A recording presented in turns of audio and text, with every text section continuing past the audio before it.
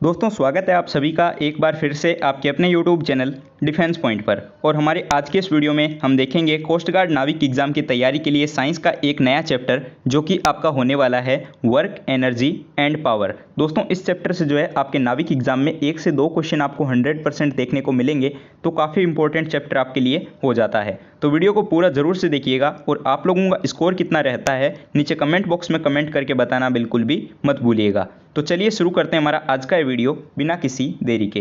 तो दोस्तों शुरुआत करते हैं एक बहुत ही इजी क्वेश्चन के साथ में। तो फर्स्ट क्वेश्चन आपको यहाँ पर दिया हुआ है कि एक हॉर्स पावर किसके बराबर होती है। ठीक है, यानी कि एक हॉर्स पावर जो है वो कितने वाट के बराबर होती है ये पूछा गया है।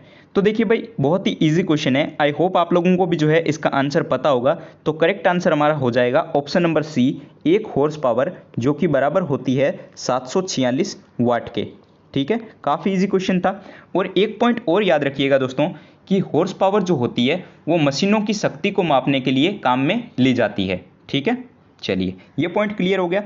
साथ ही एक चीज़ और बताना चाहूँगा आप लोगों को अनअकैडमी के बारे में। दोस्तों अनअकैडमी के द्वारा एनडीए एग्जाम की तैयारी के लिए 2 नए कोर्सेज को शुरू किया गया है जो कि आपके हैं ऑपरेशन एनडीए और शेरशाह एनडीए। तो भाई अगर आप लोगों में से कोई एनडीए एग्जाम की तैयारी कर रहा है तो इन कोर्सेज के लिए एनरोल कर सकते हैं। काफ़ी अच्छे कोर्सेज हैं, डिफेंस के टॉप एजुकेटर्स के द्वारा आपको यहाँ पर पढ़ाया जाएगा। तो अगर आप लोग इन कोर्सेज के लिए एनरोल करना चाहते हो तो भाई आप लोगों को जो है अनअकैडमी का लर्नर ऐप को इंस्टॉल करना होगा और उसके बाद में आप लोगों को वहाँ पर सिंपली रजिस्टर कर लेना है। जैसे ही आप लोग रजिस्टर कर लोगे आप लोगों से जो है चूज कोर्स का ऑप्शन पूछा जाएगा।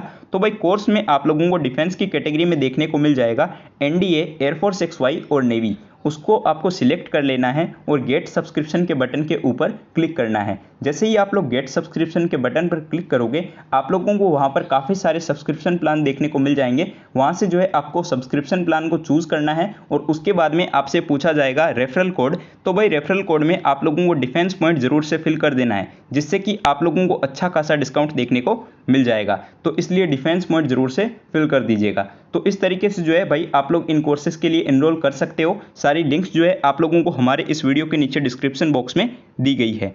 ठीक है, तो चलिए देखते हैं नेक्स्ट क्वेश्चन। तो भाई अगला क्वेश्चन आपको यहाँ पर दिया हुआ है कि निम्न में से कौन अधिक काम कर सकता है। ठीक है, यानी कि which one of the following can do more work. अब आपको ऑप्शंस क्या क्या दिए गए हैं। तो भाई देखिए ऑप्शन दिए गए हैं, एक घूमता हुआ पहिया यानी कि a rotating wheel. Option number B में दिया गया है कि बंदूक की एक चलती हुई गोली। ठीक है, यानी कि ए मूविंग बुलेट।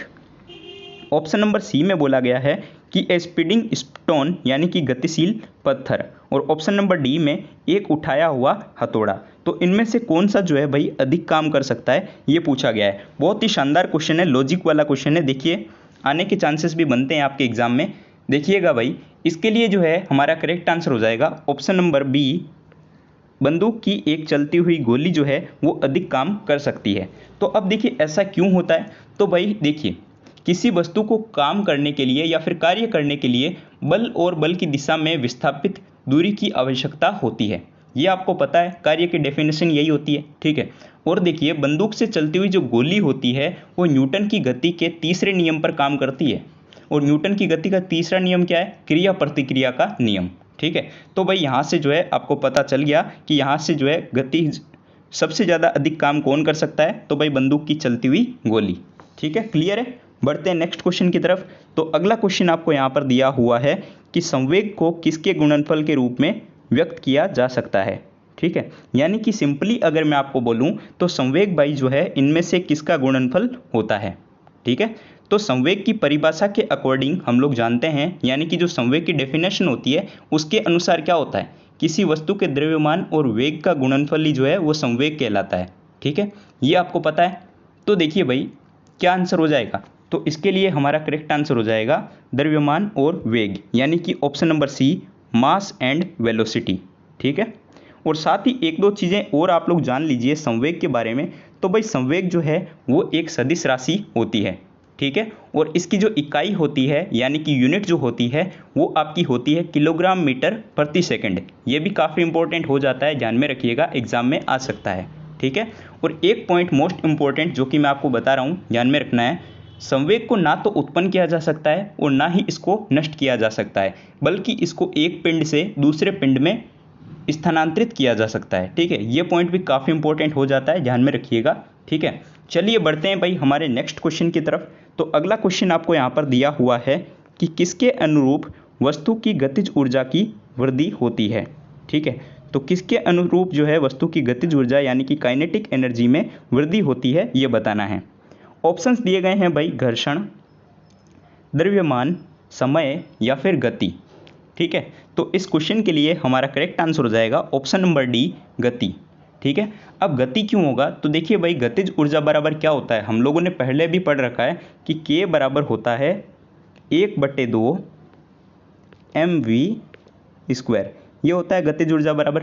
अब देखिए m क्या है यहाँ पर, m जो है ये यहाँ पर है मास यानी कि द्रव्यमान, और v² देखिए भाई वस्तु की गति बढ़ाने पर वस्तु की गतिज ऊर्जा बढ़ेगी और गति घटाने पर जो है वस्तु की गतिज ऊर्जा घटेगी, यानी कि ये गति के ऊपर निर्भर करती है। तो इस क्वेश्चन के लिए हमारा करेक्ट आंसर हो जाएगा ऑप्शन नंबर डी, गति। ठीक है, आई होप आप लोगों को क्लियर हुआ होगा। और दोस्तों साथ ही आप लोग जो है भाई अपना स्कोर कमेंट जरूर से कर दीजिएगा कि भाई आप लोगों ने इतना स्कोर किया है, जिससे कि आप लोगों को अपनी तैयारी का पता चल पाए। ठीक है, चलिए बढ़ते हैं हमारे नेक्स्ट क्वेश्चन की तरफ। तो अगला क्वेश्चन आपको यहाँ पर दिया हुआ है कि गतिशील वस्तु की गतिज ऊर्जा यानी कि जो काइनेटिक एनर्जी होती है गतिशील वस्तु की, वो किसके ऊपर निर्भर करती है। मोस्ट इंपॉर्टेंट क्वेश्चन हो जाता है, एनडीए एग्जाम के प्रीवियस ईयर में ये क्वेश्चन जो है भाई आ चुका है। ठीक है, तो ध्यान से समझिएगा। देखिए एक गतिशील वस्तु जो होती है उसकी गतिज ऊर्जा निर्भर करती है द्रव्यमान और वेग के ऊपर। किसके ऊपर, द्रव्यमान और वेग के ऊपर। ये जो है आपको पता चल सकता है सीधा इसके फॉर्मूला से ही। ठीक है, क्योंकि के बराबर होता है 1/2 mv², और m यहाँ पर क्या है, तो भाई m जो है यहाँ पर द्रव्यमान। ठीक है, और v जो है यहाँ पर वेग होता है। तो भाई सीधी सी बात है, यहाँ से ही पता चल गया कि गतिशील वस्तु की गतिज ऊर्जा जो है वो निर्भर करती है द्रव्यमान और वेग पर। ठीक है, तो करेक्ट आंसर हमारा हो जाएगा ऑप्शन नंबर डी। चलिए बढ़ते हैं नेक्स्ट क्वेश्चन की तरफ। तो भाई अगला क्वेश्चन आपको यहाँ पर दिया हुआ है कि यदि किसी वस्तु द्वारा तय की गई दूरी शून्य हो। ठीक है, यानी कि कोई एक वस्तु है जो कि दूरी कुछ भी तय नहीं करती है, यानी कि उसके द्वारा तय की गई दूरी शून्य है, तो आपको ये बताना है कि वस्तु का विस्थापन यानी कि डिस्प्लेसमेंट जो है वो कितना होगा। ठीक है, काफ़ी इंपॉर्टेंट क्वेश्चन हो जाता है, ध्यान से समझिएगा। तो भाई यहाँ पर जो वस्तु का विस्थापन होगा ये शून्य यानी कि 0 हो जाएगा।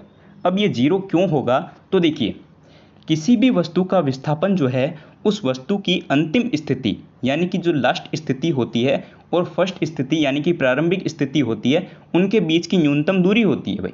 ठीक है, विस्थापन क्या है, अंतिम स्थिति और प्रारंभिक स्थिति के बीच की न्यूनतम दूरी। ठीक है, अब देखिए क्योंकि वस्तु द्वारा तय की गई दूरी ही 0 है, तो इसलिए वस्तु की अंतिम स्थिति और प्रारंभिक स्थिति भी 0 होगी। ठीक है, तो यहाँ पर सीधी सी बात है कि विस्थापन भी भाई 0 हो जाएगा। ठीक है, तो करेक्ट आंसर हमारा हो जाएगा ऑप्शन नंबर बी, 0। तो देखिए भाई नेक्स्ट क्वेश्चन जो कि आपको यहाँ पर एक न्यूमेरिकल दिया हुआ है, और यहाँ पर क्वेश्चन में बोला गया है कि 20 न्यूटन का एक बल एक वस्तु को 2 मीटर तक विस्थापित कर देता है। ठीक है, और इसमें जो है भाई 20 जूल का काम ये करता है। तो आपको ये बताना है कि बल और विस्थापन के बीच में कितने डिग्री का कोण बनेगा। ठीक है, मोस्ट इंपॉर्टेंट क्वेश्चन हो जाता है दोस्तों। ये क्वेश्चन जो है आपके प्रीवियस ईयर्स में आ चुका है। ठीक है, यानी कि लास्ट बार जो एग्ज़ाम हुआ था उसमें इस टाइप का क्वेश्चन पूछा गया था। बस आपको वैल्यू अलग देखने को मिल सकती है, लेकिन इस टाइप का क्वेश्चन आपको फिर से रिपीट हो सकता है। तो ध्यान से समझिएगा कि इसको हम यहाँ पर कैसे सोल्व करेंगे। तो देखिए सबसे पहले हमें क्या क्या दिया हुआ है, तो भाई 20 न्यूटन का जो है हमें यहाँ पर बल दिया हुआ है, सॉरी यहाँ पर द्रव्यमान दिया हुआ है 20 न्यूटन। ठीक है, यानी कि फोर्स, ये पता है। अब देखिए और क्या क्या चीज़ें दे रखी है, तो यहाँ पर भाई डी की वैल्यू हमें दे दी गई है 2 मीटर। ठीक है, तो डी की वैल्यू जो है भाई यहाँ पर बोली गई है 2 मीटर, और डब्ल्यू यानी कि कार्य जो है ये बोला गया है कि 20 जूल होता है भाई। ठीक है, तो 20 जूल जो है वो कार्य होता है। तो अब देखिए बल और विस्थापन के बीच में जब भी कोण की बात आए तो यहाँ पर जो है एक फॉर्मूला हम यूज़ में लेते हैं कार्य वाला। ठीक है, तो कार्य यानी कि W बराबर क्या होता है, ठीक है, F into D into cos theta, यानी कि एफ डी कोस थीटा। ये जो है फॉर्मूला आपको यूज़ में लेना पड़ता है, काफ़ी इंपॉर्टेंट फॉर्मूला है, ध्यान में रखिएगा। आपको आगे इस चैप्टर के न्यूमेरिकल्स को सॉल्व करने में काफ़ी ज़रूरत पड़ने वाली है, ठीक है। अब देखिए भाई, यहाँ पर जो है इस फॉर्मूले में हम वैल्यू पुट करेंगे जिससे कि हम लोगों को थीटा की वैल्यू मिल जाएगी, ठीक है, जिससे हम बता सकते हैं कि यहाँ पर भाई कितने डिग्री का कोण बनेगा। तो अब देखिए डब्लू, ठीक है, तो डब्लू की वैल्यू जो है भाई हमें दी गई है 20 जूल, तो मैंने यहाँ पे 20 लिख दिया। उसके बाद में एफ़ की वैल्यू जो है हमें फिर से दी गई है 20, ठीक है, यहाँ पर 20 न्यूटन है। अब देखिए फॉर्मूले के अकॉर्डिंग सारी वैल्यूज़ पुट कर लीजिए। देखिए डी, यानी कि डी की वैल्यू हमें दी गई है 2 मीटर, ठीक है, और ये हो जाएगा कोस थीटा, ये सेम हो गया। अब देखिए भाई, ये 20 जो है यहाँ से 20 से कट हो गया, तो ये यहाँ पर आ गया भाई 1, ठीक है, तो 1 बराबर क्या हो गया 2 कोस थीटा, ठीक है। और अब ये जो 2 है वो उधर अगर जाएगा तो ये क्या हो जाएगा, देखिए कोस थीटा बराबर हो जाएगा 1/2, ठीक है। तो अब देखिए 1/2 जो है वो किसके बराबर होता है, 1/2 जो है वो बराबर होता है कोस 60 के, ठीक है। तो ये कोस थीटा बराबर क्या हो जाएगा कोस 60, ठीक है, तो कोस 60 के बराबर हो जाएगा। तो यहाँ से जो है भी थीटा की वैल्यू क्या आ गई, थीटा की वैल्यू आ गई 60, ठीक है, कितनी आ गई 60। तो भाई बल और विस्थापन के बीच में कोण कितना बनेगा 60 डिग्री का। तो करेक्ट आंसर हमारा हो जाएगा option number A 60 degree. I hope आप लोगों को समझ में आया होगा, काफ़ी इंपॉर्टेंट न्यूमेरिकल था। तो भाई अगर आप लोगों को समझ में नहीं आया तो फिर से वीडियो को रिवाइंड करके आप लोग इसको समझ लीजिए, ठीक है। बढ़ते हैं हमारे नेक्स्ट क्वेश्चन की तरफ। तो भाई क्वेश्चन नंबर 8, जो कि यहाँ पर फिर से आपको एक न्यूमेरिकली दिया हुआ है और यहाँ पर बोला गया है कि 4 किलोग्राम द्रव्यमान की एक वस्तु क्षैतिज दिशा में 5 मीटर प्रति सेकंड की गति से बढ़ रही है, ठीक है। कोई 4 किलोग्राम द्रव्यमान की एक वस्तु है जो कि क्षैतिज दिशा में 5 मीटर प्रति सेकंड की गति से आगे बढ़ रही है, ठीक है। अब जो है इसकी गति, ठीक है, 10 मीटर प्रति सेकंड तक बढ़ाने के लिए इस पर किया गया कार्य कितना होगा, ये पूछा गया है। ये भी काफ़ी इंपॉर्टेंट हो जाता है, एनडीए एग्जाम में शायद ये जो है प्रीवियस ईयर्स में आ चुका है। ध्यान से समझिएगा कैसे इसको जो है हम यहाँ पे सोल्व करेंगे, ठीक है। देखिए क्वेश्चन में क्या क्या दिया हुआ है। तो भाई हमें यहाँ पर दिया हुआ है मास, यानी कि द्रव्यमान जो है ये बोला गया है भाई 4 किलोग्राम, ठीक है। उसके बाद में हमें यहाँ पर दे दिया गया है कि भाई 5 मीटर प्रति सेकंड की गति से बढ़ रही है, यानी कि इसका v1, क्योंकि हमें यहाँ पर 2 वेग दिए हुए हैं तो मैं इसका ये मान लेता हूँ प्रारंभिक वेग, जो कि हमें v1 दिया हुआ है 5 मीटर प्रति सेकंड, ठीक है। और उसके बाद में बोला गया है कि इसकी गति को 10 मीटर प्रति सेकंड तक बढ़ाने तक, यानी कि ये जो है हमारा हो जाएगा v2, तो ये हो जाएगा 10 मीटर प्रति सेकंड, ठीक है। अब देखिए ये पूछा गया है कि टोटल कार्य जो होगा वो कितना होगा अगर इसकी गति को जो है 10 मीटर प्रति सेकंड तक बढ़ाने के लिए, ठीक है। तो देखिए भाई कैसे हम इसको करेंगे। तो वैल्यू आप लोगों को पता है कि हमें यहाँ पर दिया हुआ है द्रव्यमान दे दिया गया है, उसके बाद में v1 दे दिया गया है और v2 जो है हमें यहाँ पर दे दिया गया है। अब कार्य पूछा गया है। तो देखिए भाई वस्तु की गति 5 मीटर से 10 मीटर प्रति सेकंड तक बढ़ाने के लिए वस्तु पर जो किया गया कार्य होगा, यानी कि जो टोटल वर्क होगा वो वस्तु की गतिज ऊर्जा में वृद्धि के बराबर होगा। किसके बराबर होगा, वस्तु की गतिज ऊर्जा की वृद्धि के बराबर, ठीक है। तो देखिए वस्तु पर किया गया कुल कार्य कितना हो जाएगा, वस्तु की गतिज ऊर्जा के बराबर, यानी कि 1/2 mv² के बराबर होगा, ठीक है। क्योंकि मैंने कहा वस्तु की गति 5 मीटर प्रति सेकंड से 10 मीटर प्रति सेकंड तक बढ़ाने के लिए वस्तु पर किया गया जो कार्य होगा वो वस्तु की गतिज ऊर्जा में वृद्धि के बराबर होगा, ठीक है। तो वस्तु की गतिज ऊर्जा में वृद्धि मतलब क्या, 1/2 mv², ठीक है।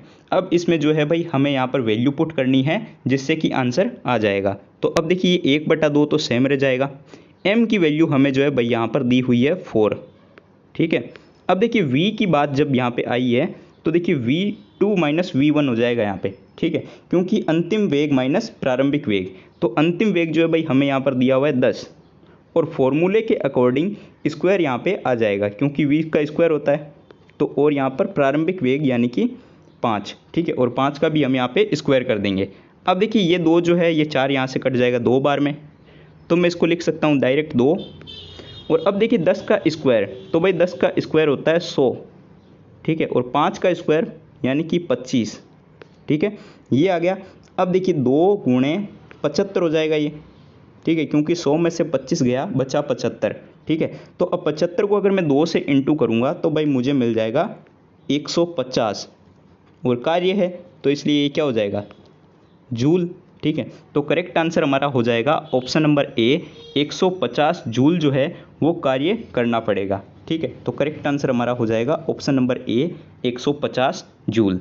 आई होप आप लोगों को समझ में आया होगा कि मैंने इस क्वेश्चन में क्या बोला और कैसे इसको हमने सॉल्व किया है, ठीक है। चलिए बढ़ते हैं नेक्स्ट क्वेश्चन की तरफ। तो भाई अगला क्वेश्चन आपको यहाँ पर दिया हुआ है कि निम्नलिखित उल्लेखनीय गतिविधियों में से किसे स्थितिज ऊर्जा को गतिज ऊर्जा में परिवर्तित किया जाता है, ठीक है। स्थितिज ऊर्जा को गतिज ऊर्जा में, देखिए क्या क्या यहाँ पे जो है गतिविधियाँ आपको दी गई है। तो देखिए एक पटाखे का विस्फोट, एक टॉर्च को ऑन करना, एक टॉर्च को ऑफ करना, या फिर एक पेंडुलम का झूलना। तो देखिए भाई इसके लिए हमारा करेक्ट आंसर हो जाएगा ऑप्शन नंबर डी, एक पेंडुलम का झूलना, ठीक है, क्योंकि ये स्थितिज ऊर्जा का गतिज ऊर्जा में परिवर्तन का एक उदाहरण है, ठीक है। और अगर दूसरे ऑप्शंस की बात की जाए तो देखिए भाई एक पटाखे का जो विस्फोट होता है यानी कि एक्सप्लोजन ऑफ फायर क्रैकर, ये किस में रूपांतरण होता है, किसका, तो देखिए रासायनिक ऊर्जा का ध्वनि ऊर्जा में रूपांतरण होता है पटाखे के विस्फोट में, ठीक है। और एक टॉर्च को ऑन करना, देखिए भाई एक टॉर्च जो होती है जब इसको ऑन किया जाता है तो ये जो है रासायनिक ऊर्जा का परिवर्तन होता है प्रकाश ऊर्जा में, ठीक है। क्लियर है सारे पॉइंट्स। चलिए आई होप आप लोगों को ये क्वेश्चन समझ में आया होगा। बढ़ते हैं हमारे नेक्स्ट क्वेश्चन की तरफ। तो देखिए भाई यहाँ पर इस क्वेश्चन में दिया गया है कि यांत्रिक ऊर्जा, गतिज ऊर्जा और इनमें से किसका एक संयोजन होता है, ठीक है। तो यांत्रिक ऊर्जा जो है वो संयोजन होता है गतिज ऊर्जा और स्थितिज ऊर्जा का, ठीक है, यानी कि kinetic energy and potential energy. तो करेक्ट आंसर हमारा हो जाएगा इस क्वेश्चन के लिए ऑप्शन नंबर सी, स्थितिज ऊर्जा, ठीक है। आई होप आप लोगों को समझ में आया होगा। चलिए बढ़ते हैं हमारे नेक्स्ट क्वेश्चन की तरफ। तो भाई क्वेश्चन नंबर 11 जो कि आपको यहाँ पर दिया हुआ है कि इनमें से किसे ना तो बनाया जा सकता है और ना ही इसको नष्ट किया जा सकता है। काफ़ी इंपॉर्टेंट क्वेश्चन और बहुत ही ज़्यादा इजी क्वेश्चन है। आई होप आप सभी लोगों को जो है इसका आंसर पता होगा। तो देखिए भाई ऊर्जा, ठीक है, यानी कि जो एनर्जी होती है इसको ना तो उत्पन्न किया जा सकता है और ना ही इसको नष्ट किया जा सकता है, बल्कि इसको जो है केवल एक रूप से दूसरे रूप में बदला जा सकता है। आप लोगों ने पढ़ा होगा ऊर्जा संरक्षण के नियम के अनुसार ऐसा होता है, ठीक है। तो इस क्वेश्चन के लिए दोस्तों करेक्ट आंसर हो जाएगा ऑप्शन नंबर ए, ऊर्जा, ठीक है। चलिए बढ़ते हैं नेक्स्ट क्वेश्चन की तरफ। तो क्वेश्चन नंबर 12 यानी कि क्वेश्चन नंबर 12 जो है यहाँ पर बोला गया है कि यदि 5 सेकंड में किसी कार का वेग 5 मीटर प्रति सेकंड से बढ़ करके 10 मीटर प्रति सेकंड हो जाए तो उसका त्वरण जो है वो कितना होगा भाई, ठीक है। त्वरण यहाँ पर पूछा गया है, यानी कि एक्सेलरेशन जो है वो कितना हो जाएगा। बहुत ही इजी न्यूमेरिकल है, ठीक है, सिर्फ एक फॉर्मूला पे बेस्ड है। देखिए त्वरण बराबर क्या हो जाएगा, अंतिम वेग माइनस प्रारंभिक वेग बटा समय का अंतर, ठीक है। तो यहाँ पर जो है मैं त्वरण को डिनोट करूँगा एक्सीलरेशन से, ठीक है। तो अंतिम वेग, तो देखिए भाई अंतिम वेग यहाँ पर क्या है, तो अंतिम वेग जो है बोला गया है कि 5 मीटर से बढ़ करके 10 मीटर प्रति सेकंड हो जाता है, ठीक है। तो यहाँ पर कितना हो जाएगा, 10 अंतिम वेग हो गया। उसके बाद में अंतिम वेग माइनस प्रारंभिक वेग, तो प्रारंभिक वेग जो है वो होता है 5 मीटर प्रति सेकंड यहाँ पर दिया हुआ है, ठीक है। और बट्टे में आता है समय का अंतर, ठीक है। तो समय का अंतर यहाँ पर क्या बोला गया है, 5 सेकंड, ठीक है। तो बट्टे में आ जाएगा 5। अब देखिए भाई ये क्या हो जाएगा, यहाँ पर हो जाएगा 5/5, ये कैंसिल हो जाएगा, यानी कि 1, ठीक है। तो 1 मीटर प्रति सेकंड स्क्वायर, ठीक है। तो 1 मीटर प्रति सेकंड स्क्वायर जो है यहाँ पर करेक्ट आंसर हमारा हो जाएगा, ठीक है। चलिए बढ़ते हैं हमारे नेक्स्ट क्वेश्चन की तरफ। तो अब देखिए भाई क्वेश्चन नंबर 13 जो कि आज दोपहर में मैंने आप लोगों को टेलीग्राम ग्रुप पर भी दिया था और काफ़ी लोगों ने जो है इसका सही आंसर भी कमेंट किया था, ठीक है। तो देखिए यहाँ पर आपको क्वेश्चन दिया हुआ है कि एक m द्रव्यमान वाली वस्तु, ठीक है, गति के साथ में स्थानांतरित हो रही है और इसमें गतिज ऊर्जा जो है वो k है। ठीक है, अब बोला गया है कि यदि इसका वेग यानी कि v जो है वो दोगुना कर दिया जाए तो इसकी गतिज ऊर्जा कितनी हो जाएगी। ठीक है, तो काफ़ी इंपॉर्टेंट है ये, एग्जाम में जो है आपको एज इट इज़ देखने को मिल जाएगा। ठीक है, मोस्ट इंपॉर्टेंट हो जाता है। तो देखिए इसको हम यहाँ पर कैसे सॉल्व करेंगे। तो भाई हम लोग जानते हैं कि गतिज ऊर्जा k बराबर क्या होता है, 1/2 mv²। ठीक है, ये होता है। अब बोला गया है कि वस्तु की गति 2 गुनी हो जाती है तो गतिज ऊर्जा जो है वो k हो जाती है। ठीक है, तो k बराबर क्या हो जाएगा, 1/2 m, और अब बोला गया है कि गति जो है वो 2 गुनी हो जाती है यानी कि ये 2v हो जाएगा और साथ में स्क्वायर। ठीक है, क्योंकि बोला गया कि वेग 2 गुना कर दिया जाता है तो ये हो गया 2v। अब देखिए भाई क्या हो जाएगा, ये हो जाएगा k बराबर 1/2 m, और ये 2 का स्क्वायर कितना हो जाएगा 4, और साथ में v का स्क्वायर। ठीक है, ये हो गया। अब देखिए मैं क्या लिख सकता हूँ इसको, k बराबर, और यहाँ से जो है मैं 4 को बाहर लिख लेता हूँ, और ये जो बाकी बचा 1/2 mv², इसको एक साथ में लिख लेता हूँ। ठीक है, अब देखिए भाई k बराबर क्या हो जाएगा 4, और ये देखिए 1/2 mv², ये क्या होता है काइनेटिक एनर्जी यानी कि k, तो इसको मैं लिख दूंगा k। ठीक है, तो ये हो गया भाई अपना k बराबर 4k।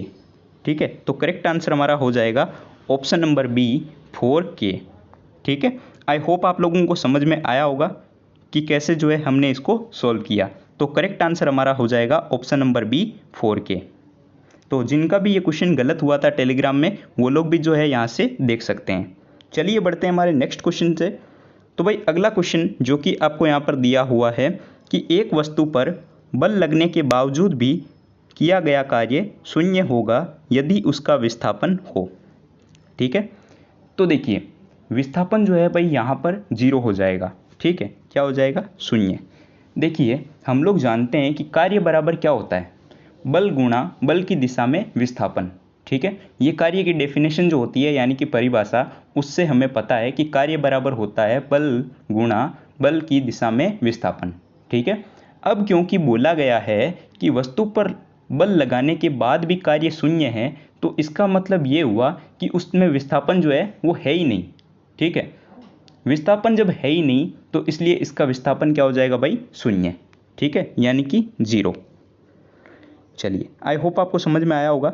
बढ़ते हैं हमारे नेक्स्ट क्वेश्चन की तरफ जो कि आज के इस वीडियो का लास्ट क्वेश्चन है, और क्वेश्चन फॉर यू में दोस्तों ये क्वेश्चन जो है आप लोगों के लिए है। तो इसका सही आंसर क्या होगा आपको जो है नीचे कमेंट बॉक्स में कमेंट करके बताना है। ठीक है, आपको जो है यहाँ पर बताना है फॉर्मूला ऑफ पावर यानी कि शक्ति का सूत्र क्या होता है।